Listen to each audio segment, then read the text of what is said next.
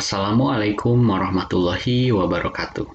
Halo semuanya, perkenalkan, nama saya Saiful Karim Zailani dengan NPM 192103054 dari Program Studi Pendidikan Masyarakat.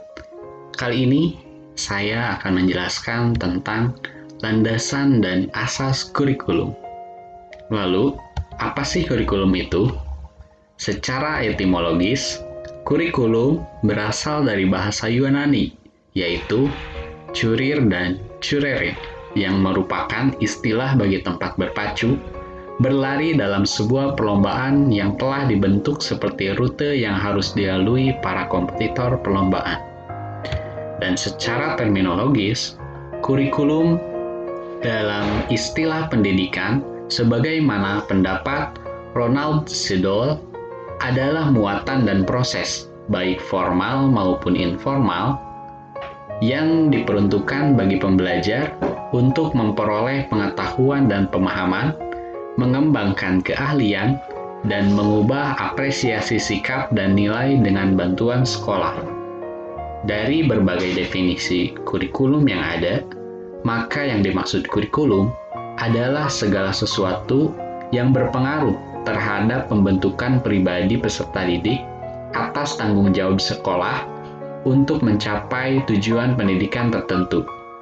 Dengan demikian, fasilitas sekolah, lingkungan aman, bersih, suasana pelajaran, dan media sumber pembelajaran merupakan bagian dari kurikulum. Landasan kurikulum. Secara umum, landasan pengembangan kurikulum dikelompokkan dalam 4 jenis landasan, yaitu landasan filosofis, landasan psikologis, landasan sosiologis, serta landasan ilmu pengetahuan dan teknologi, disingkat IPTEK, Susilana dan kawan-kawan 2006. Yang pertama, landasan filosofis.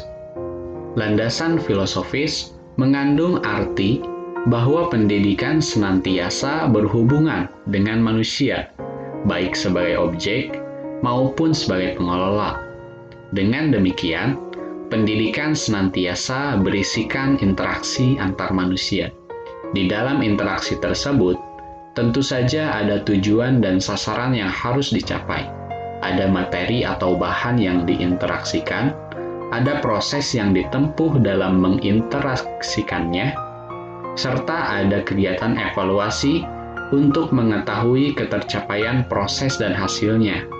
Tentu saja, untuk merumuskan dan mengembangkan setiap aspek yang terkait dengan sistem dimensi kurikulum tersebut, memerlukan jawaban atau pemikiran yang mendalam dan mendasar, atau dengan kata lain, harus menggunakan pemikiran filosofis. Yang kedua, landasan psikologis.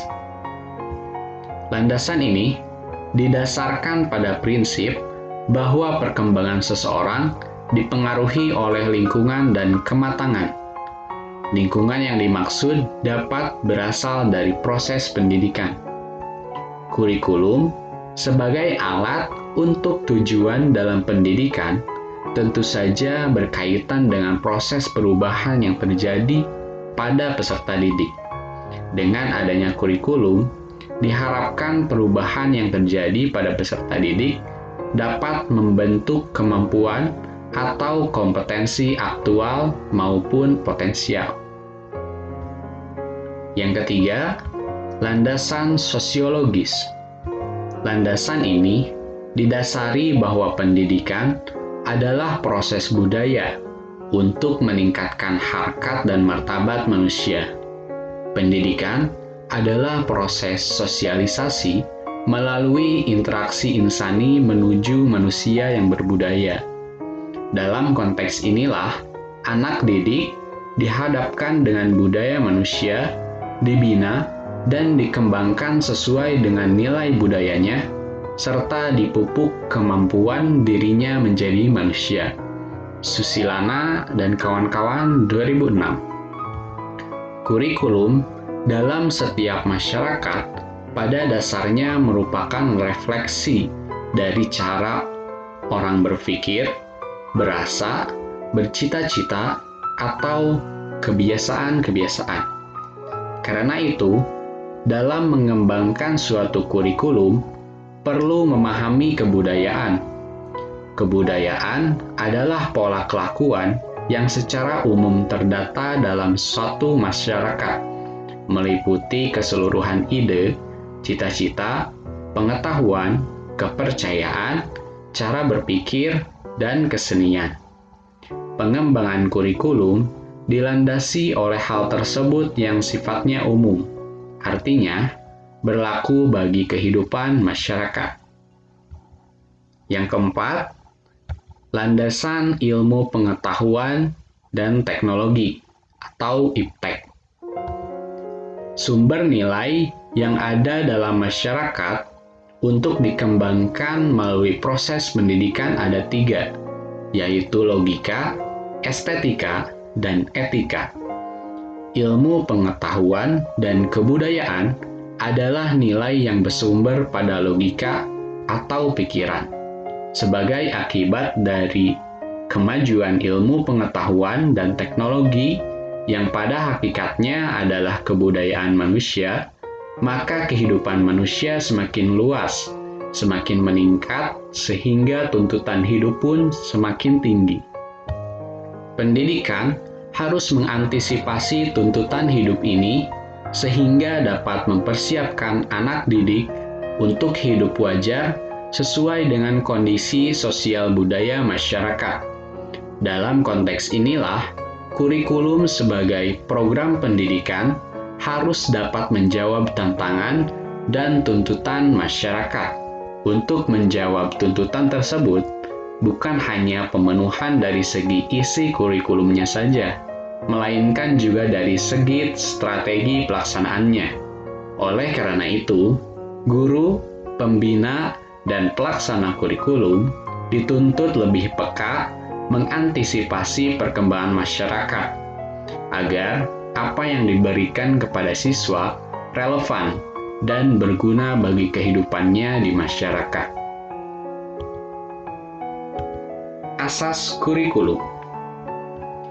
Guru sebagai pengembang kurikulum dalam skala mikro perlu memahami kurikulum dan asas-asas yang mendasarinya. Nasution tahun 2008 menjelaskan bahwa ada 4 asas yang mendasari pengembangan kurikulum.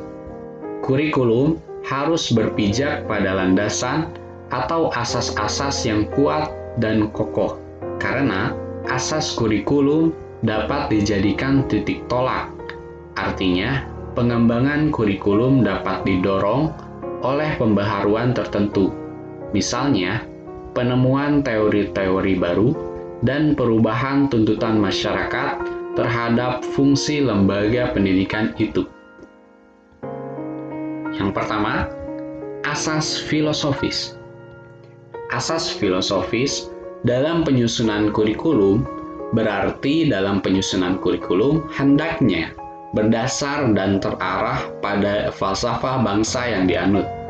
Dalam penyusunan kurikulum di Indonesia, yang harus diacu adalah filsafat pendidikan Pancasila. Filsafat pendidikan dijadikan dasar dan terarah, sedang pelaksanaannya melalui pendidikan. Pandangan hidup bangsa Indonesia berdasar pada Pancasila, dan dengan sendirinya, segala kegiatan yang dilakukan, baik oleh berbagai lembaga maupun perorangan, harapannya tidak boleh bertentangan dengan asas Pancasila, termasuk dalam kegiatan penyusunan kurikulum. Asas filosofis dalam pengembangan kurikulum pada hakikatnya adalah menentukan tujuan umum pendidikan. Yang kedua, asas psikologis. Asas psikologis berarti kegiatan yang mengacu pada hal-hal yang bersifat psikologi. Manusia sebagai makhluk yang bersifat unitas multipleks yang terdiri atas 9 aspek psikologi yang kompleks tetapi satu. Aspek-aspek tersebut dikembangkan dengan perantara berbagai mata pelajaran yang tercantum dalam kurikulum, yaitu sebagai berikut. Yang pertama, aspek ketakwaan yang dikembangkan dengan kelompok bidang agama. Yang kedua, aspek cipta yang dikembangkan dengan kelompok bidang studi ekstra, sosial, bahasa, dan filsafat. Yang ketiga, aspek rasa yang dikembangkan dengan kelompok bidang studi seni. Yang keempat, aspek karsa yang dikembangkan dengan kelompok bidang studi etika, budi pekerti, agama, dan PPKN. Yang kelima, aspek karya atau kreatif yang dikembangkan melalui kegiatan penelitian, independen studi, dan pengembangan bakat. Yang keenam, aspek karya atau keprigelan yang dikembangkan dengan berbagai mata pelajaran keterampilan. Yang ketujuh, aspek kesehatan yang dikembangkan dengan kelompok bidang studi kesehatan, olahraga. Yang kedelapan, aspek sosial yang dikembangkan melalui kegiatan praktek lapangan, gotong royong, kerja bakti, KKN, PPL, dan sebagainya. Dan yang kesembilan, aspek karya yang dikembangkan melalui pembinaan bakat dan kerja mandiri. Yang ketiga, asas sosial budaya atau asas sosiologis. Sosiologi adalah ilmu pengetahuan yang menyelidiki berbagai gejala sosial yang berhubungan antar individu dengan individu, antar golongan, lembaga sosial yang disebut juga ilmu masyarakat. Dunia sekitar merupakan lingkungan hidup bagi manusia.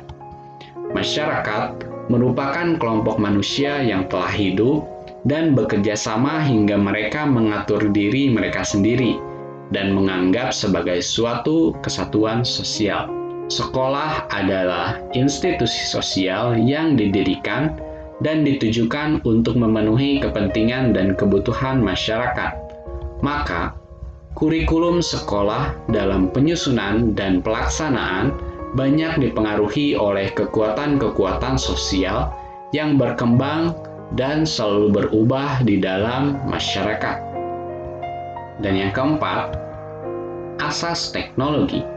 Ilmu pengetahuan dan teknologi satu sama lain tidak dapat dipisahkan, sebab ilmu pengetahuan yang hanya sebagai ilmu untuk bacaan tanpa praktikan untuk kepentingan umat manusia hanyalah suatu teori yang mati. Sebaliknya, praktek yang tanpa didasari oleh ilmu pengetahuan hasilnya akan sia-sia. Kurikulum tidak boleh meninggalkan kemajuan teknologi pendidikan.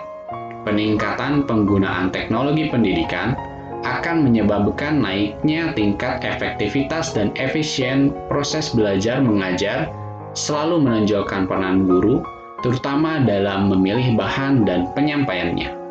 Dengan majunya teknologi informasi, diharapkan bahwa mengajar adalah membuat yang belajar mengajar diri sendiri.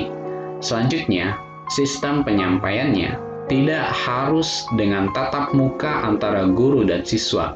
Sekarang, peran guru dapat digantikan dengan media instruksional, baik yang berupa media cetak maupun non-cetak, terutama media elektronik, misalnya komputer, internet, rekaman video, dan sebagainya. Dengan teknologi pendidikan modern, proses pembelajaran akan dilakukan dengan berbagai sistem penyampaiannya, misalnya sistem pembelajaran jarak jauh, televisi, siaran radio, metode berprogram internet, dan sebagainya. Terima kasih atas perhatian kawan-kawan semuanya. Saya Saiful Karim Zailani, pamit undur diri. Wassalamualaikum warahmatullahi wabarakatuh.